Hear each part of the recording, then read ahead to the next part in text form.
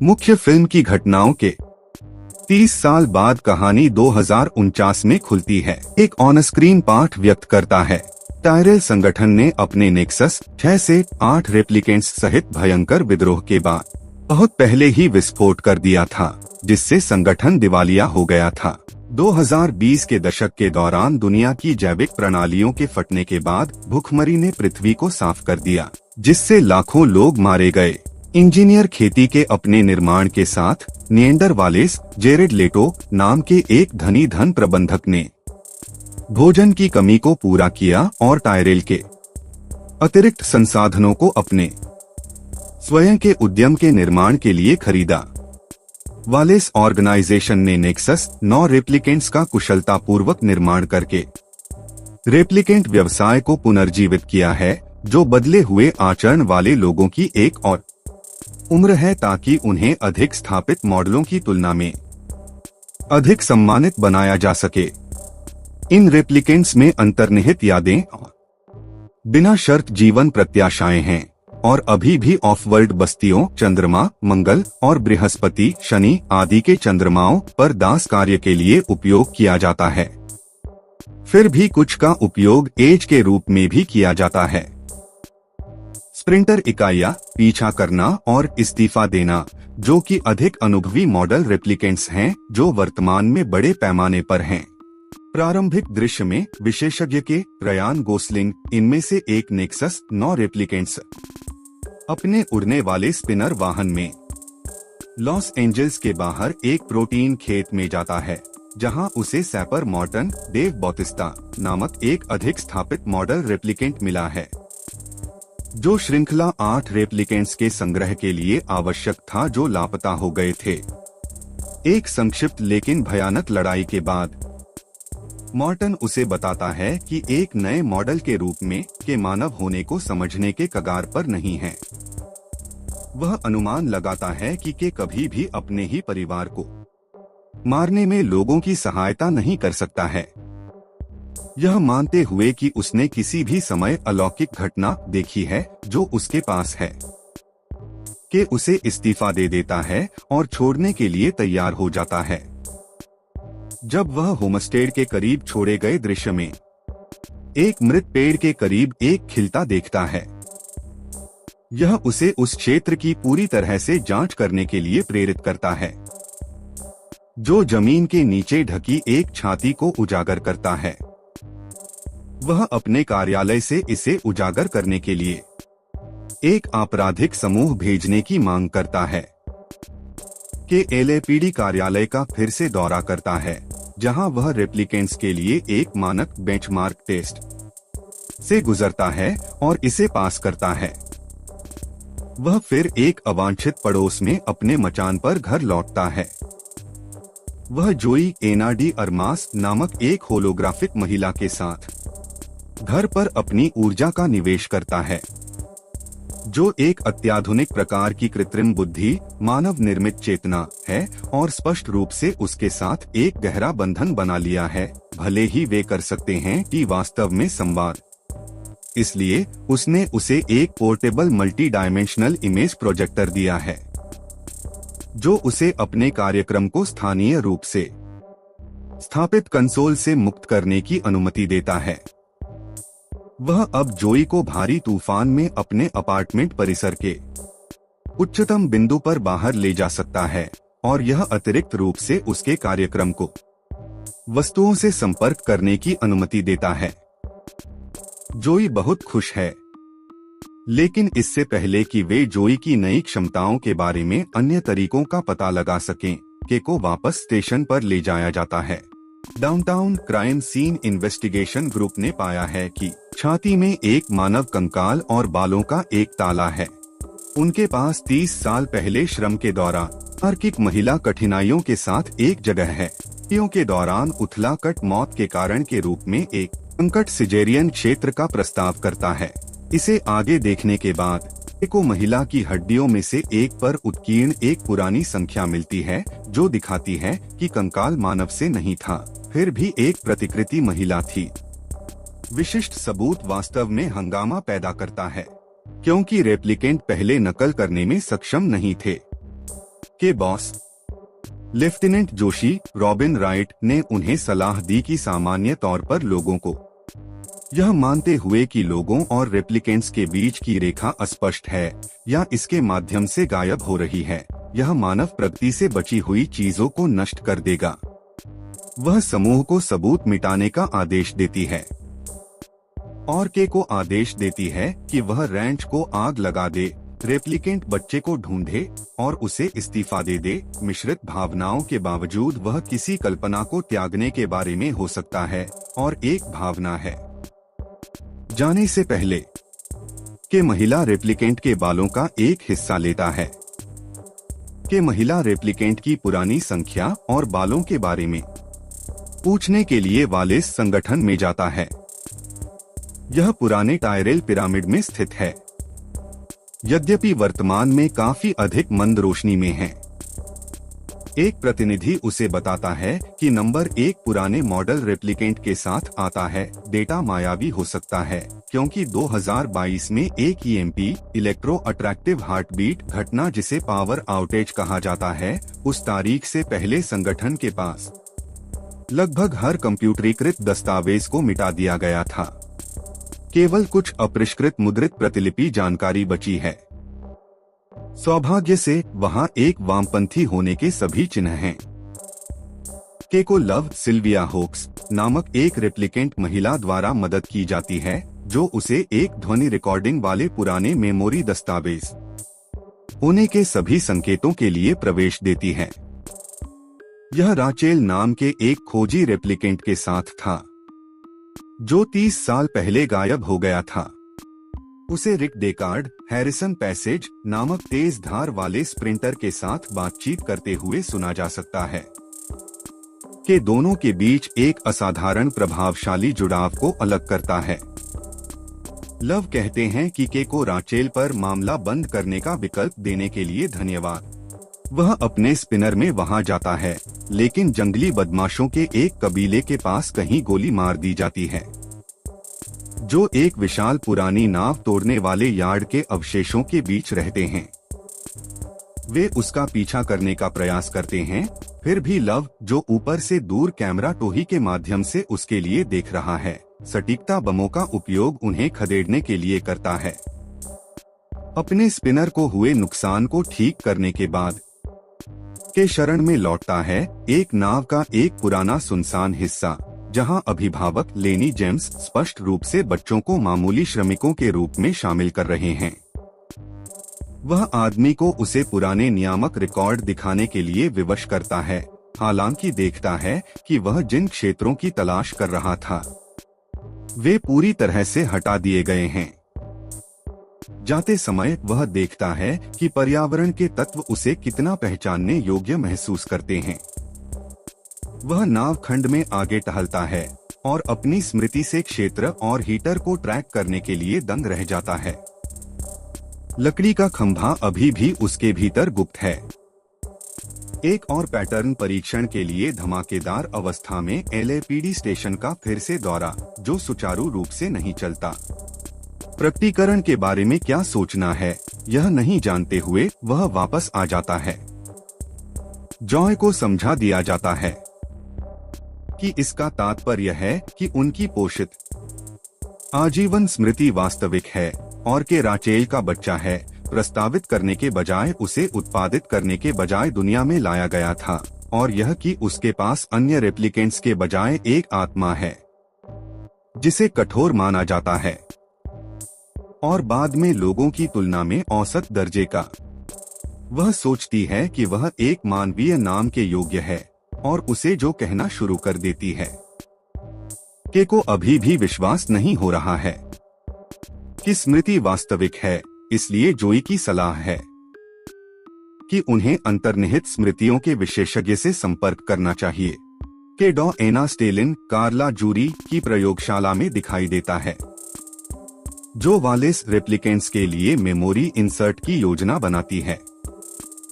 डॉ स्टेलिन किसी को हर समय एक तिजोरी के अंदर रखे हुए देखकर खुश होती है, क्योंकि वह एक सुरक्षित प्रणाली से समझौता करती है और उसे दूसरों के सामने पेश नहीं किया जा सकता है।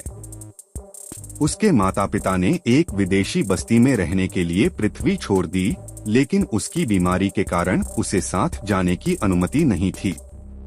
उसका बचपन उजाड़ था, हालांकि इसने उसके रचनात्मक दिमाग को समृद्ध बनाया, जिससे वह नकली यादों के सबसे उत्कृष्ट निर्माताओं में से एक बन गया।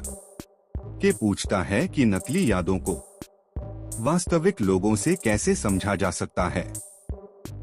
डॉक्टर स्टेलिन का कहना है कि नकली यादें आमतौर पर अत्यधिक बारीक किरकिरी होती हैं, क्योंकि वास्तविक यादें गड़बड़ होती हैं, क्योंकि वे अक्सर दृश्य स्मृति के बजाय एक गहन दर्पण को प्रतिबिंबित करती हैं। अभी तक एक सभ्य निर्मित स्मृति में आमतौर पर निर्माता का कुछ व्यक्तिगत होता है। के अनुरोध करती है कि वह उसकी स्मृति की जांच करें और उसे विचार दें। एक असाधारण गैजेट डॉक्टर स्टेलिन को अपने मस्तिष्क में स्मृति को देखने की अनुमति देता है। भाव से हार कहती है स्मृति सच्ची है के गुस्से में निकल जाता है। जैसे ही वह बाहर निकलता है, वह पुलिस द्वारा सुरक्षित हो जाता है। अपने अंतिम गेज टेस्ट में बमबारी करने के लिए चिड जोशी द्वारा के को चुनौती दी जाती है, जिसका अर्थ यह हो सकता है कि उसे इस्तीफा दे दिया जाएगा। के उसे बताता है कि वह अपनी वर्तमान स्थिति में है, क्योंकि वह अपने मुख्य लक्ष्य में प्रबल था। उसने राचेल की संतान को मार डाला है, जो इतना गुप्त था कि उसे भी पता नहीं था कि उसकी पहचान क्या थी। जोशी उसे निलंबित करने के लिए सहमति देते हैं और उसे गायब होने के लिए 48 घंटे की अनुमति देते हैं। घर लौटकर वह अपने कमरे में मैरियट को ट्रैक करता है। जोई ने उसे सांत्वना दी कि यह उसका काम है, क्योंकि वह मैरियट को कुछ चाहती है। वह मैरियट के साथ अपने होलोग्राफिक कार्यक्रम को सिंक्रनाइज करती है, इसलिए वह मैरियट के शरीर को निर्देशित कर सकती है और के साथ संभोग कर सकती है। अगली सुबह के को अप्रत्याशित तिकड़ी पर एक ऑफ किल्टर दृष्टिकोण दिखाई देता है। उसे स्टेशन पर बुलाया जाता है और विदाई लिए बिना निकल जाता है। फिर भी मैरियट ने अपनी जैकेट में जीपीएस बीकन सेट करने से पहले नहीं। जॉय ने मैरियट को जाने की सलाह दी। जोई के संज्ञान में होने के कारण मैरियट उपहास करती है। उसने देखा कि बहुत कुछ नहीं था। यह दर्शाता है कि रेप्लिकेंट्स एक ही टोकन द्वारा व्यापकता की संवेदनाओं से ऊपर नहीं हैं। के जॉय को बताता है कि लोग उसके लिए आएंगे। जॉय उसके साथ जाने की मांग करती है ताकि वह जो कुछ भी जानती है उसे उजागर न कर सके। के उसे बहुमुखी प्रोजेक्टर में ले जाने से हिचकिचाती है। दिन के अंत में स्वीकार करती है कि अगर प्रोजेक्टर क्षतिग्रस्त हो जाता है तो उसके खो जाने से गंभीर रूप से खतरे में पड़ जाएगा। वह उसे प्रोजेक्टर में रेडियो तार को नष्ट करने के लिए प्रशिक्षित करती है ताकि उसे दूसरे गैजेट पर नहीं ले जाया जा सके और इसके बाद किसी भी संभावना को समाप्त न किया जा सके। लव, जो प्रोजेक्टर की जगह देख रहा है, वर्तमान में के का अनुसरण करने के लिए तैयार नहीं है। इस बीच लव स्टेशन पर दिखा जोशी से भाग लेने और उसे बताने का अनुरोध करता है कि के कहाँ है। जोशी इस बात से इनकार करते हैं। हालांकि जब लव के पहले सौहार्दपूर्ण व्यवहार में आमूलचूल परिवर्तन होता है, वह डेटा के लिए जोशी को प्रताड़ित करती है, फिर भी बिना किसी नतीजे के। इसलिए लव उसे मारता है और के को खोजने के लिए अपने पीसी का उपयोग करता है। जंगल। उनका तर्क है कि पास में केवल एक ही क्षेत्र है जो लकड़ी की तरह और इस तरह के उच्च विकिरण रीडिंग का प्रतिनिधित्व कर सकता। के शहर छोड़ देता है, यह ध्यान में रखते हुए कि वह दिखाई नहीं दे रहा है, इस तथ्य के बावजूद कि लव गलती से उसका पीछा कर रहा है। के लास वेगास के अवांछित अवशेषों में दिखाई देता है और एक परित्यक्त सराय क्लब में प्रवेश करता है। बूबी ट्रैप्स के अनुसार उसे लगता है कि वह पूरी तरह से स्थित है। डेकार्ड को खुद को दिखाने में देर नहीं लगती, के को बंदूक की नोक पर रखते हुए, यह मानते हुए कि के उसे मारने के लिए है।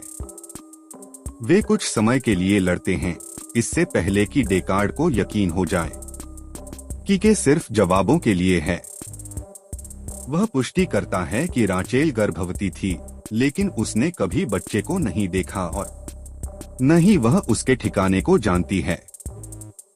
डेकार्ड का अभी भी सफलतापूर्वक पीछा किया गया था, इसलिए अपने और बच्चे के प्यार के कारण उसने एक अभी भी गर्भवती राचेल को ऐसे लोगों की निगरानी में छोड़ दिया जो उसकी रक्षा कर सकते थे, यह मानते हुए कि उसकी बेखबरता हर किसी की रक्षा करने का सबसे अच्छा तरीका था।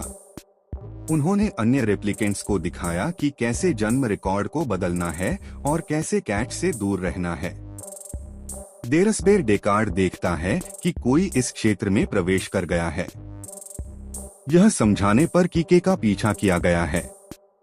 वे डेकार्ड के स्पिनर से बचने के लिए आगे बढ़ते हैं, हालांकि एक रॉकेट प्रोजेक्टाइल स्पिनर को नष्ट कर देता है और डेकार्ड और के दोनों को पंगु बना देता है। वह के पोर्टेबल प्रोजेक्टर को देखती है और उसे नष्ट कर देती है। जोई के साथ के की पीड़ा को सफलतापूर्वक समाप्त कर देती है। उसे मरा हुआ छोड़कर वह डेकार्ड का अपहरण कर लेती है और उसे वालेस को लौटा देती है। के की चोटों की देखभाल रेप्लिकेंट्स के एक समूह द्वारा की जा रही है जो उसका पीछा भी कर रहे हैं। वे मैरियट को शामिल करते हैं और एक प्रतिकृति अवसर विकास के लिए आवश्यक हैं। उनके मुखिया फ्रीसा हिम अब्बास ने खुलासा किया कि जब राचेल की प्रसव पीड़ा हुई थी तब वह वहां कैसे थी और कैसे सैपर सहित उसके विद्रोही रेप्लिकेंट्स के समूह ने बच्चे को छुपाने के लिए असाधारण उपाय किए, क्योंकि वे बच्चे को एक जीवित चमत्कार मानते थे। इस घटना में कि रेप्लिकेंट्स के बच्चे हो सकते हैं, मानव दुनिया फिर से उन्हें उनके विशेषाधिकारों और अवसरों से वंचित नहीं कर सकती है। वह पुष्टि करती है कि बिजली आउटेज उनका सचेत प्रयास था कि परिस्थितियों में जितने भी उन्नत रिकॉर्ड की उम्मीद की जा सकती थी, इस रहस्य को सुरक्षित रखने के लिए कि कैसे राहेल के पास बच्चे पैदा करने का विकल्प था और बच्चे सहित सभी को खोजने से रोकने के लिए के उसे बताता है कि वह राहेल का बच्चा है, लेकिन फ्रीसा उसे बताती है कि बच्चा एक लड़की थी। के चकित है और पूछता है कि अगर वह उसका बच्चा नहीं है तो उसे राचेल के वंशजों की वास्तविक स्मृति कैसे हो सकती है। फ्रीसा रहस्यमय ढंग से उत्तर देती है कि पहेली के लिए यह भी आवश्यक है। लकड़ी के टट्टू की स्मृति स्पष्ट रूप से किसी भी शेष रेप्लिकेंट्स में अंतर्निहित थी और अवसर के लिए एक साथ प्रेरणा में बदल गई। इस बिंदु तक उसने जो कुछ भी पाया है उसे याद करते हुए के ने निष्कर्ष निकाला कि स्मृति शायद डॉ एना स्टेलिन के साथ शुरू हुई थी। इसके लिए उसकी गहरी प्रतिक्रिया का एहसास और वह राचेल और डेकार्ड की खोई हुई बेटी है। रेप्लिकेंट्स के कोला में वापस आने के लिए प्रोत्साहित करते हैं। रेप्लिकेंट विपक्षी विकास के बारे में डेकार्ड से वालेस सफलतापूर्वक जानकारी प्राप्त करेगा। यदि वह सफल हो जाता है तो वह अवधारणात्मक क्षमताओं के साथ रेप्लिकेंट बनाने में सक्षम हो सकता है। इस प्रकार गुलामों की एक आत्मनिर्भर भीड़ बना सकता है। विपक्ष चाहता है कि इससे कोई फर्क नहीं पड़ता, भले ही इसका मतलब डेकार्ड की हत्या हो।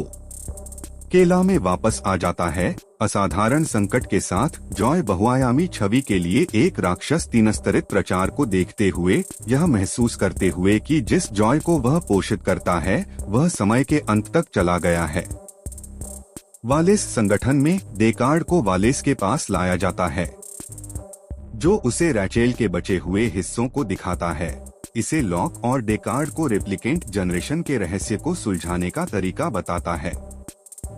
डेकार्ड इस बात पर कायम है कि उसे इस बात की कोई जानकारी नहीं है कि उसका बच्चा कौन है और कहां है। वालेस ने संकेत दिया कि राचेल के साथ डेकार्ड की सबसे यादगार बैठक हमेशा से ही आयोजित की गई थी और यह लगातार उद्देश्य था कि वे एक साथ समाप्त हों और दोहराए। वह अपने और राचेल के बीच पहली बातचीत का प्लेबैक शुरू करता है, जो वास्तव में डेकार्ड को प्रभावित करता है, जो वास्तव में समन्वय नहीं करेगा। तब वालेस उस समय फ्रीसा को ट्रैक करने के सर्वोत्तम तरीके पर डेटा के बदले में उसे कुछ ऐसा करने के लिए आकर्षित करने का प्रयास करता है जिसे वह वास्तव में चाहता है।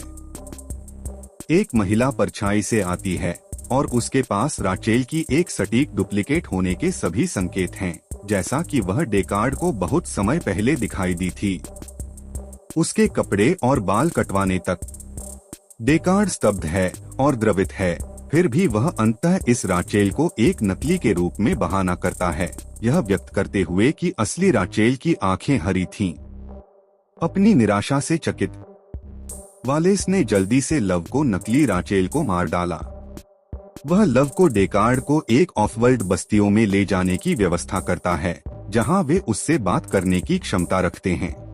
लव एक कफ वाले डेकार्ड के साथ एक स्पिनर में साथ में 2 वाहनों के साथ उड़ान भरता है और लव के लगातार घूंसों और ब्लेड से उसे गंभीर चोटें आती हैं और लव उसे मृत समझकर छोड़ देता है।